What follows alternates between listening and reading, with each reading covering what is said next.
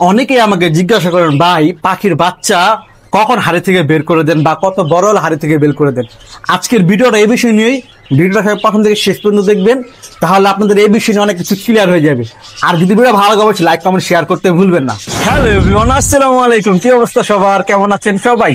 দা ডিমবার্গ জোনের ব্র্যান্ড নিয়ে নতুন একটি ভিডিওতে আপনাদের সবাইকে স্বাগত। আপনাদের সাথে আছি আমি ওমর ফারুক তানজি। অনেকের একটা প্রশ্ন ছিল, ভাই পাখির বাচ্চা কখন হাড়ি থেকে বের করে দিতে হয়, কত বড় হলে হাড়ি থেকে বের করে দিতে হয়। তো আজকে আপনাদেরকে এই বিষয়গুলো আমি প্র্যাকটিক্যালি দেখাবো, আমি কিভাবে পাখির বাচ্চাকে হাড়ি থেকে বের করি। বের করার আগেও কিছু প্রসেসিং থাকে, ওই প্রসেসিং গুলো আপনাদেরকে পার্ট বাই পার্ট আপনাদেরকে এই ভিডিওতে দেখাবো।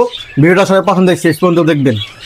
একটা জিনিস মাথায় রাখতে হবে, সেটা হলো পাখিগুলা কি হাড়ির থেকে নামানোর সময় হয়েছে কিনা, সেটা আপনাদের খেয়াল রাখতে হবে পাখির দিকে বা বাচ্চা পাখিগুলোর দিকে।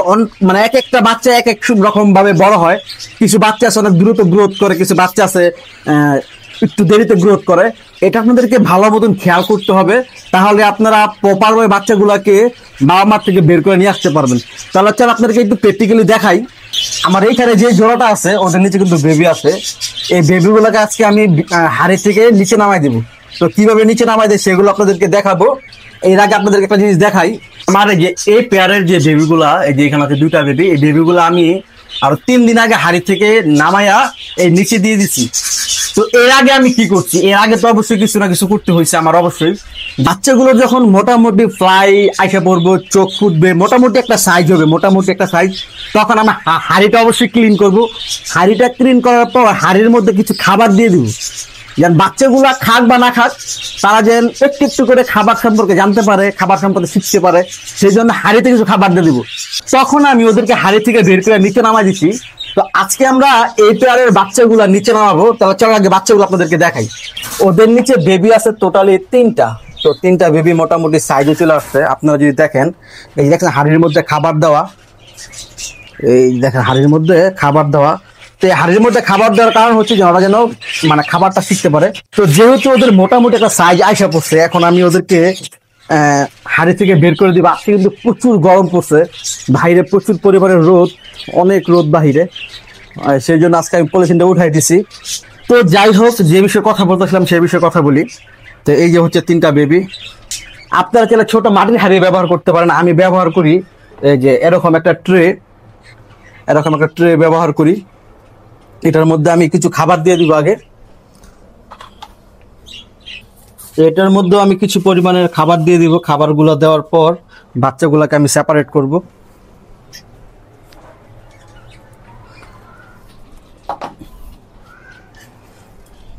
এই যে বাচ্চাগুলা দেখেন, বাচ্চাগুলো আপনারা দেখলে বুঝতেন বাচ্চাগুলোর সাইজ মোটামুটি যে সাইজের যখন হয়, তখন আমি হাড়ি থেকে একটা একটা করে নামাই দিই। এই বাচ্চা কিন্তু মোটামুটি ভালো বড় হয়েছে।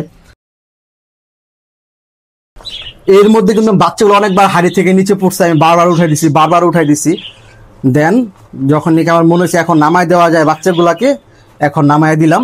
তো ওদের এখন বাবা মার কাছে ওদেরকে দিয়ে দিব। এই একটা কর্নারে এই যে একটা কর্নারে ওদেরকে আলাদা করে রেখে দিলাম।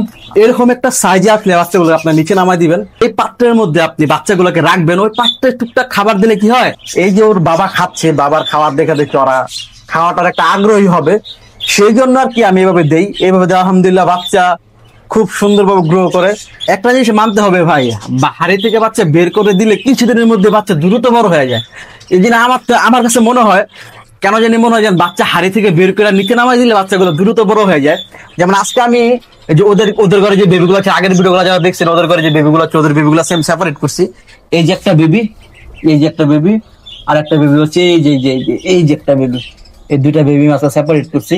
অনেকের প্রশ্ন ছিল এই বিষয়ে, বাচ্চাকে কখন হাড়ি থেকে বের করবো, বাচ্চাকে হাড়ি থেকে বের করে দেওয়ার পরে কি করতে হবে। এটাই আমি নর্মালি এরকম ভাবেই করি। আলহামদুলিল্লাহ আমার রেজাল্ট গুলো আমি নিয়ে আসি। আপনারা চাইলে ওই টিকটে ফলো করতে পারেন। তো ভিডিওটা বেশি বড় করবো না। ভিডিও যদি ভালো লাগে অবশ্যই লাইক কমেন্ট শেয়ার করতে ভুলবেন না। যারা ইউটিউবে দেখতেছেন তারা অবশ্যই আমাদের ইউটিউব চ্যানেলটি সাবস্ক্রাইব করে দিবেন। যারা ফেসবুক দেখতেছেন তারা অবশ্যই আমাদের ফেসবুক পেজটি ফলো করে দিবেন। ভিডিওটা এই পর্যন্তই। সবাই ভালো থাকবেন, সুস্থ থাকবেন। আল্লাহ হাফেজ, আসসালামু আলাইকুম।